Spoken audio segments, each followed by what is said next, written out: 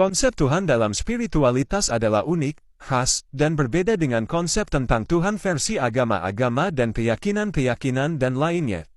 Agama-agama kebanyakan berasal dari bangsa-bangsa yang ada di Timur Tengah atau gurun pasir dan memiliki konsep Tuhan yang cenderung antropomorfis. Antropomorfis yaitu bersifat dan berperilaku hampir mirip-mirip seperti manusia, seperti senang disanjung, dipuji, disembah, dan bila tidak bisa marah, cemburu, menyuruh dan memerintah, menghukum, melaknat, murka, mengutuk, neraka, dan sebagainya.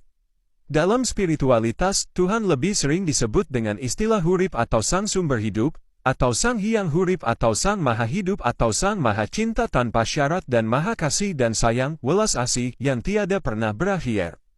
Konsep ini lebih bersifat abstrak dan universal, daripada konsep tentang Tuhan sebagai sosok yang bersifat antropomorfis yang bisa kejam diceritakan di dalam kisah-kisah di dalam agama-agama tadi. Itulah sebabnya, dalam spiritualitas tidak ada istilah menyenangkan Tuhan, memperjuangkan Tuhan, membela atas nama Tuhan, ataupun berperan atas nama Tuhan. Karena Tuhan di spiritualitas dipahami sebagai sang sumber hidup, dasar cinta kasih yang tanpa syarat dan tujuan dari segala sesuatu yang hidup dan seluruh makhluk hidup di alam semesta. Dengan demikian, ilmu spiritual bisa menghargai dan hidup harmonis selaras dengan kepercayaan dan keyakinan atas semua agama yang lain, karena menganggap semua itu berasal dari Tuhan, sehingga tidak perlu ada persaingan untuk menunjukkan atau berebut mengenai Tuhan milik siapa. Dan Tuhan siapa yang lebih benar. Karena semuanya adalah dari asal dan akan kembali kepada asal Tuhan juga, tanpa ada pembedaan dan diskriminasi sedikitpun. Itu juga sebabnya, dulu orang spiritual bisa menerima dan mempersilahkan semua agama dari bangsa-bangsa asing untuk bisa masuk, hidup, dan berkembang di negeri tercinta ini. Walaupun pada saat ini, tidak sedikit dari mereka yang kemudian berkembang menjadi arogan, ekspansif, dan bahkan ingin menghilangkan atau mengusir tradisi dan budaya sang tuan rumah yaitu budaya Nusantara dengan mengatakan syirik atau musyrik dan sesat. Ilmu spiritualitas juga tidak pernah mengenal misionari, yaitu upaya ekspansi ataupun perekrutan massa yang sebanyak-banyaknya.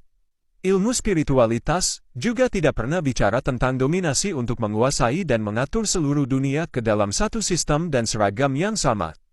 Spiritualitas sangat menghargai keragaman dan perbedaan secara sebenarnya, bukan sekedar basa-basi di mulut saja. Dan karena sifatnya yang demikian, maka ilmu spiritualitas juga tidak sibuk mengatur tentang perilaku manusia, melainkan sekedar berusaha membangkitkan kesadaran manusia itu sendiri. Ilmu spiritual meyakini bahwa dengan kesadaran itu manusia akan bisa mengatur dirinya sendiri dengan lebih baik dengan dasar kasih sayang. Spiritualitas juga tidak menciptakan doktrin yang kaku dan tidak boleh dirubah, karena menyadari bahwa pengertian manusia akan terus berkembang dan terus berubah yang disebut kebenaran yang absolute, sesuai dengan perkembangan tingkat kesadarannya seiring dengan waktu dan zamannya. Spiritualitas juga tidak menciptakan sistem dan lembaga yang cenderung akan menciptakan penjara dan neraka baru bagi umat manusia. Spiritualitas juga tidak menciptakan dokumentasi yang mati dan kaku, karena menyadari bahwa kitab yang sejati adalah tanpa tulis, letaknya ada di hati nurani dan sanubari manusia yang terdalam, karena disitulah manusia akan bisa memahami Tuhan yang sejati. Dan bukan Tuhan yang sekedar berhala atau sebagai berhala mental saja.